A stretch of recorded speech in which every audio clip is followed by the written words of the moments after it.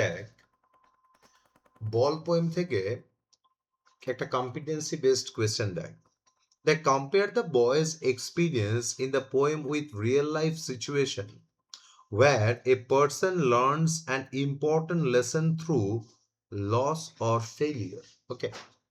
That in the ball poem, the boy learns an important lesson through loss of his ball.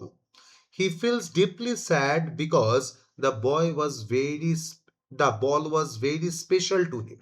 Obviously দেখ এই বলটাকে আমরা একটু আগে যখন আমি তোদের এই ফিগার অফ স্পিচ গুলো লেখাচ্ছিলাম তখন আমরা ডিসকাস করেছি কি the ball is a symbol of the materialistic need, তাই তো? তাহলে দেখ the ball was very special to him. Through this experience he slowly understand that loss is a natural part of life, that people must learn to accept it and move forward bravely. তাহলে obviously people must accept it, the epistemology of loss, যেটা আমরা discuss করেছি তার meaning আমরা লিখেছি। A similar real life situation can be seen when a student fails an important examination for the first time. এবার দেখ আমাদের কোয়েশ্চেনটা কোন জায়গায় একটুখানি চেঞ্জ হয়ে গেছে। বলেছি কি দেখো যে with a real life situation where a person learns an important lesson, যে একটা রিয়েল লাইফ এক্সাম্পল দাও। এবার এই পোয়েমের সিনপসিস বা সামারি বা ক্রিটিক্যাল অ্যাপ্রিসিয়েশন লিখলে হবে না। This is the perfect example of competency based question. ঠিক আছে, আমি তোমাদের এই নোটসটাও প্রোভাইড করিয়ে দেবো। দেখো, at first the student may feel disappointed, hopeless and ashamed. ধরো তুমি ধরো কি করছো, ধরো নিটের এক্সাম দিতে গেছো, জেই মেন্স এর এক্সাম দিতে গেছো, বা ধরো আইএএস এর এক্সাম দিতে গেছো, বা কোনো কম্পিটিটিভ এক্সাম দিতে গেছো। এবার অবভিয়াসলি ফার্স্ট অ্যাটেম্পে তুমি কি হয়েছো, ফেল করে গেছো। At first, the student may feel disappointed, hopeless, and ashamed, and he may think that all his hard work has gone to waste. Just like the boy in the poem, and student experiences emotional pain and sadness, and however, this failure also teaches him valuable lesson in life. But actually তোমায় বুঝতে হবে এই যে আমাদের সাকসেসের যে জার্নিটা রয়েছে, এই জার্নির প্রথম যে স্টেপটা রয়েছে, ইট স্টার্টস ফ্রম ফেলিয়ার। সাকসেসের যে স্টেয়ারকেসটা রয়েছে, সিঁড়িগুলো রয়েছে, তার প্রথম যে স্টেপটা রয়েছে সেটার নাম failure. You have to understand how to accept the failure. তোমাকে এটা বুঝতে হবে যে জীবন মানেই হচ্ছে গিয়ে তোমাকে বুঝতে হবে যে accept the failure. It's a lesson to accept the failure. এটা লাইফ। যত তাড়াতাড়ি তুমি এটা বুঝতে পারবে, success are few and failures are many.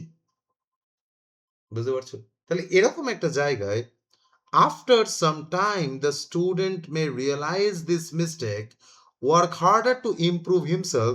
He learns the importance of discipline, patience and determination. এবার যেই মাত্র you have to understand the epistemology of loss or failure, you work on yourself, যে তুমি তোমার জন্য কাজ করছো, তাহলে কি you learn the importance of discipline, patience and determination, and the failure makes him mentally stronger and more mature. He understands that success does not come easily, that every person faces difficulties in life.